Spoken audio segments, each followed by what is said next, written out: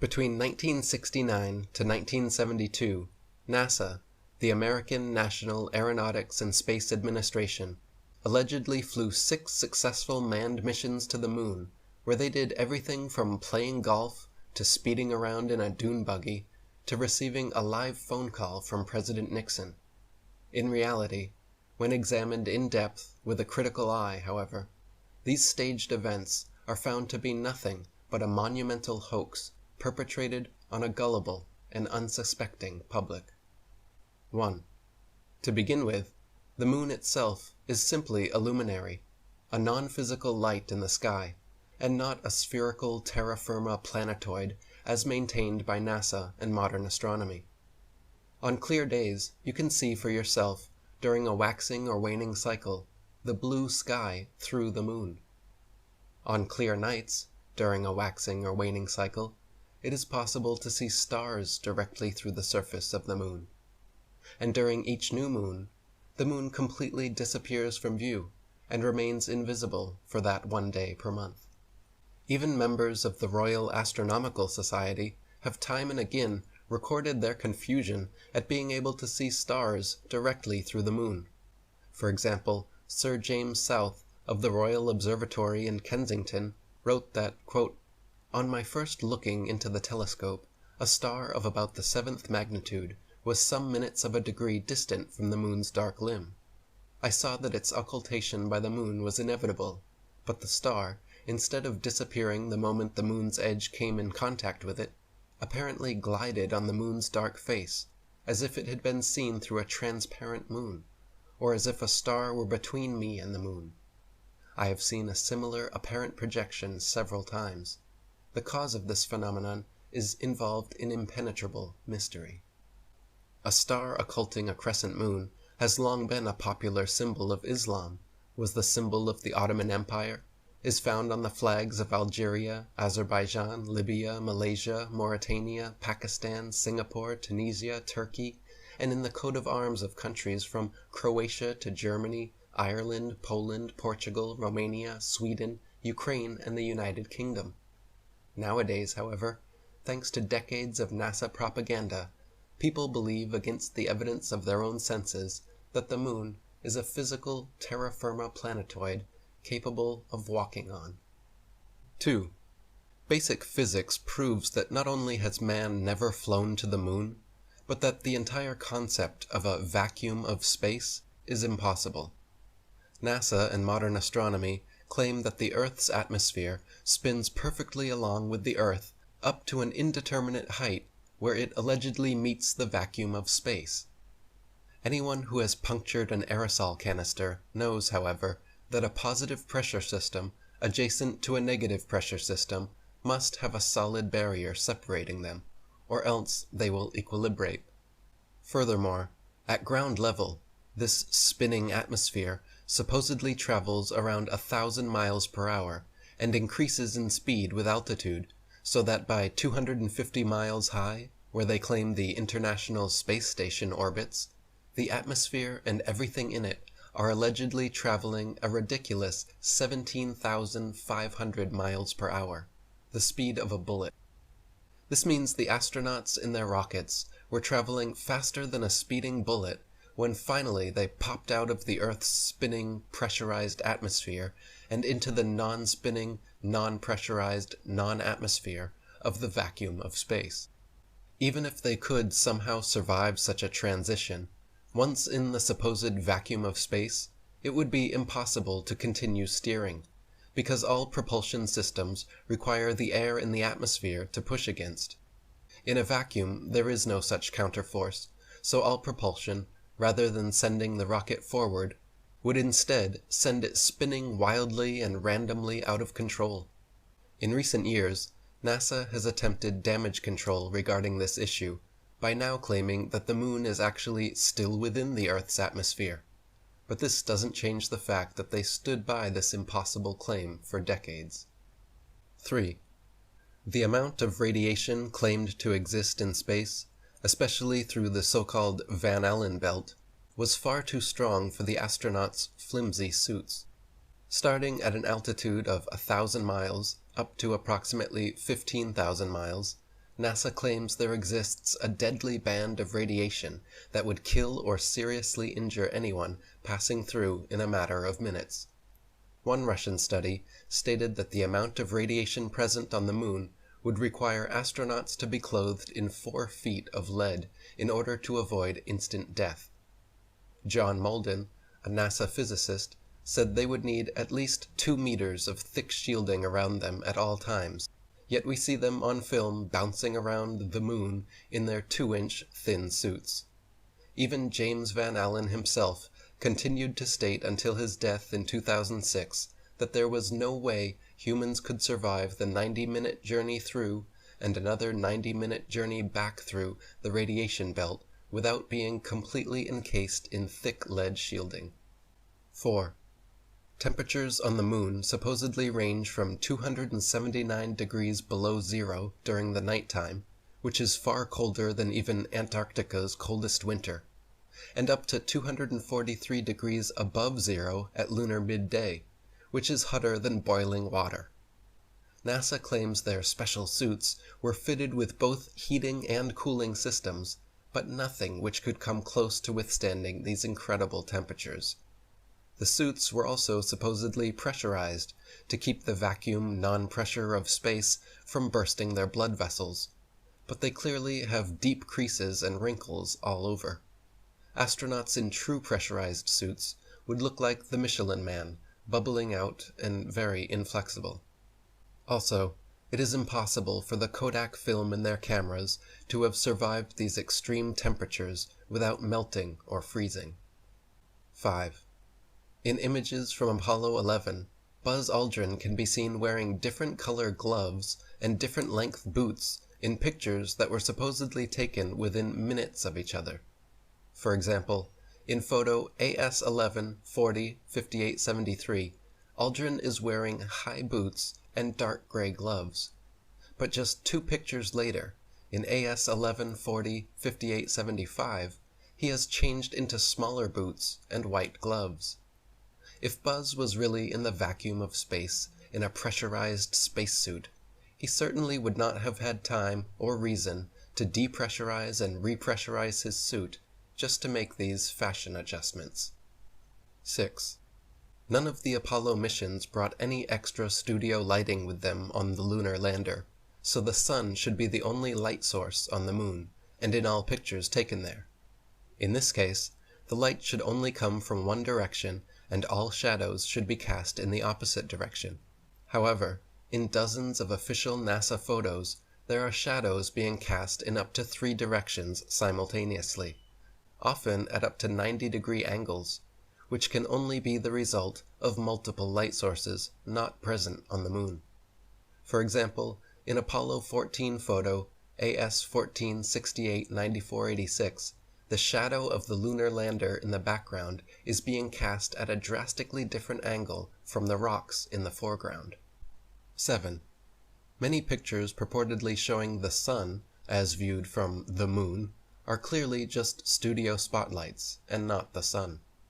Apollo 12 photo AS12466765, for example, after computer enhancements, reveals a large light bulb in the center of the sun.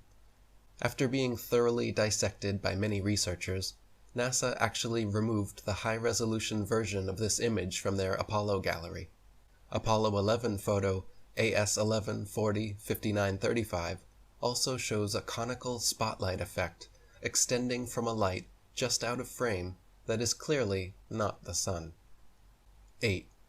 Several Apollo images show a defined separation line where the ground meets with what can only be a studio backdrop.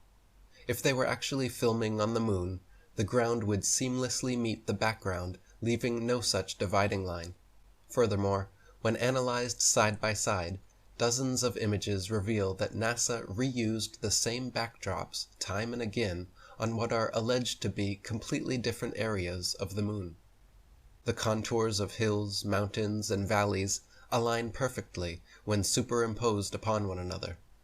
For example, Apollo 15 image AS1582-11057 shows the lunar lander set against a very unique and distinct mountainous backdrop, which, when superimposed over image AS-15 82-11-082, aligns exactly, but with no lunar lander, and a different foreground. Another example is Apollo 17 image AS-17-143-21-972, showing a mountain in the background with a clear foreground, while image AS-17-136-20707 shows the exact same mountain, but now with several large rocks and boulders appearing in the foreground. There are dozens more examples of such repeated backdrops being used over the course of the Apollo missions. 9. Computer enhancements of many NASA images reveal photo manipulation and evidence of studio trickery. For example, as the Apollo 17 lunar lander lifts off, photo AS-17-151-23201 shows a clear shadow being cast on the ceiling of the studio. Similarly, Apollo 14 image AS-14-64-9089, when yellow and blue are subtracted from the chroma scale, shows what can only be studio lighting reflecting off a black background. Another Apollo 14 photo, AS-14-66-9306, shows shadows of reticule crosshairs suspended in air over a print underneath, proving it doctored and not an original as claimed. Apollo 12 image AS-12-49-72-78 clearly shows several studio lighting lens flares caused by multiple overhead lights, and Apollo 12 image AS-12-48-70-71 shows what appears to be an overhead light reflecting in Alan Bean's helmet. 10. Computer enhancements done on images of the Earth taken from the Moon reveal clear photo trickery. By gradually removing the hues comprising black from the backgrounds, a bright rectangular artifact appears around the Earth, proving it to be a composite image. For example, Apollo 11 photo AS-11-44-66-42, when manipulated in Photoshop, shows a distinct separation line where the Earth was added into the image. Another example is Apollo 17 image AS-17-134-20-471, which, when enhanced and edited, shows an unmistakable rectangular artifact around the Earth, proving it to be another doctored composite photograph. 11. In the original Apollo 16 photo AS-16-107-174-46, there is a rock with a letter C clearly engraved into it, as well as another C drawn into the dirt next to it. This is characteristic of fake stage rocks on a stage setup, where the set designer demarcates prop positions, and of course not something that would ever be found on the Moon. After being exposed for this, NASA doctored the two C's out of their official version of the photo, but copies of the original photo are still available online. 12. In several bits of video footage from the Apollo missions, there is evidence of the astronauts using wires to achieve a more weightless appearance. During Apollo 14, there are many occasions where light reflects off the wires attached to their backpacks, making them momentarily become visible. During the Apollo 17 flag planting, just as the two astronauts go to shake hands, light pings off the wires from the top of their backpacks all the way to the top of the screen. And during the Apollo 16 mission, when one of the astronauts falls over, he is quickly jerked back up in an impossibly unnatural manner that could only be the result of being lifted by wires. 13. One of the more obvious video anomalies is how several Apollo missions show American flags flapping around in the non-existent space wind. The Moon is supposed to have no atmosphere, and so the flags should have remained perfectly still, but can often be seen moving quite boisterously. NASA claims the astronauts brushing up against them could have caused this, but that is clearly not the case, as the flags stay waving for long periods of time with no astronauts touching or even near them. 14. Another interesting video anomaly is discovered by playing NASA's Apollo footage at double speed. then watching the astronauts walking, running, jumping, or cruising around in their little dune buggy. Without the speed adjustment, there is a quote-unquote low-gravity illusion, as the astronauts seem to float, drift, and glide slowly and smoothly along. But once they are seen at 2 times speed, it becomes clear that they are in quote-unquote normal gravity, walking, running, jumping, and cruising at normal speeds. NASA simply reduced the play speed by 50% in post-production to achieve the desired effect. 15. Another glaring mistake is that none of NASA's images or videos show stars in the background as they should. Just complete blackness, likely because exact star maps as they should appear from the moon would be nearly impossible to fake accurately. The testimony of different astronauts on different missions in their autobiographies and interviews just muddies the waters even more, some of them bragging about the quote, astonishingly brilliant light of the stars, and others saying that they quote, don't remember seeing a single star while on the moon. Such inconsistent testimony, and the fact that none of NASA's moon pictures feature any stars anywhere in their appropriate positions, is yet more strong evidence of studio fakery. 16.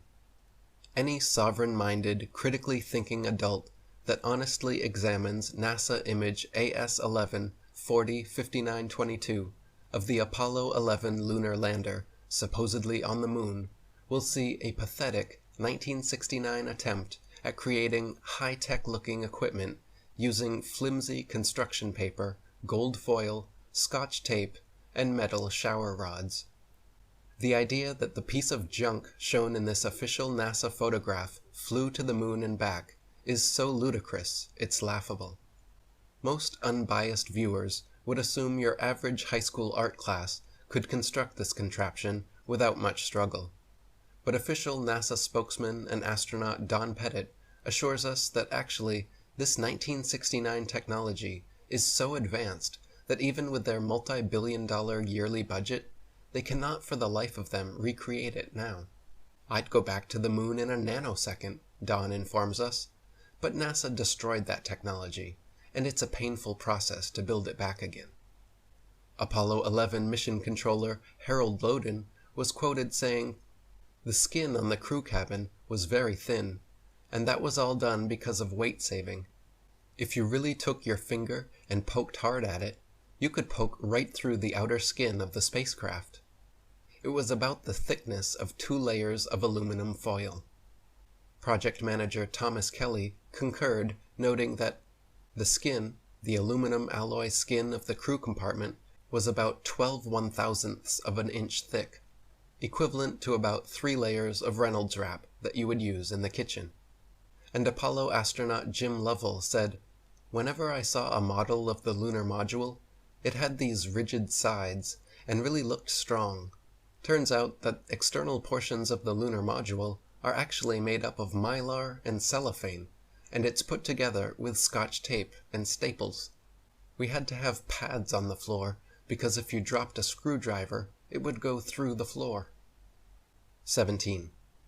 Apollo 11 image AS11 405926 shows a close-up of the foot pads of the lunar lander without a speck of dust on them and without a burn print or crater under its 10,000-pound thrusters, as if the LEM was just gently set down in place by an overhead crane. NASA scientists in their own documents were worried about the lander falling into its own massive burn radius, yet there it sits, with no burn print and spotless clean pads. Even the astronauts' boot prints made deep impressions in the ground, but somehow the lander's thrust of 2,500 newtons left not a trace, no blast hole, and no dust on the pads. 18. During the Apollo 11 mission, Richard Nixon made a historic phone call from Washington, D.C. to Neil Armstrong on the moon, showing both men live on split-screen TV. AT&T Archives states that the call, quote, went from the Oval Office in Washington, D.C. to Houston, where it was routed into space via mission control through the capsule communicator. Even with today's far superior telecommunications technology, and at far shorter distances, there is a necessary delay, at least a few seconds in both directions. Yet when Nixon and Armstrong spoke, there was no discernible delay whatsoever. 19. Another solid proof of NASA's lies came with examination of the many supposed moon rocks given to museums the world over by Neil Armstrong and Buzz Aldrin. Shortly after Apollo 11, private investigator Paul Jacobs reported asking the U.S. Department of Geology head whether he had examined the moon rocks and if he could verify their authenticity, to which the geologist simply laughed and insinuated that people high in the U.S. government knew all about the cover-up. More recently, in 2009, curators at Amsterdam's Rijksmuseum investigated their moon rock personally given to them by Armstrong and Aldrin in 1969, only to find that it was actually just a worthless piece of petrified wood from Earth. 20. Not only is the entire video record fraught with fraud, but after years of ignoring Freedom of Information Act requests, NASA finally officially claimed in 2001 that all the original Apollo 11 videos had conveniently disappeared from their records so no one could analyze them. They would have us believe that they spent over $30 billion, a decade of unceasing preparations, then succeeded in the most historical achievement of mankind, but accidentally lost the video evidence. Those blurry, ghostly, black and white images shown on TV were purposely lousy, because NASA insisted at the time that all TV networks must broadcast directly from a big screen display in their operations room, a mandate which all the major networks accepted, and so what the public saw was just a video of a poorly magnified video, and now it is impossible to watch or examine the original. Not only have the Apollo 11 videos disappeared, but NASA claims to have lost all original audio tapes from the Apollo missions, and that their contractors have lost all prints and plans for the lunar rover, LEM lander, and Apollo ship engines. This is no different than a school child making excuses about a dog eating his homework when asked to show proof. The preponderance of evidence is stacked so high against NASA that anyone who honestly and unbiasedly investigates the so-called moon landings comes to the same undeniable conclusion. All of the Apollo missions were faked on Earth, using a variety of Hollywood trickery.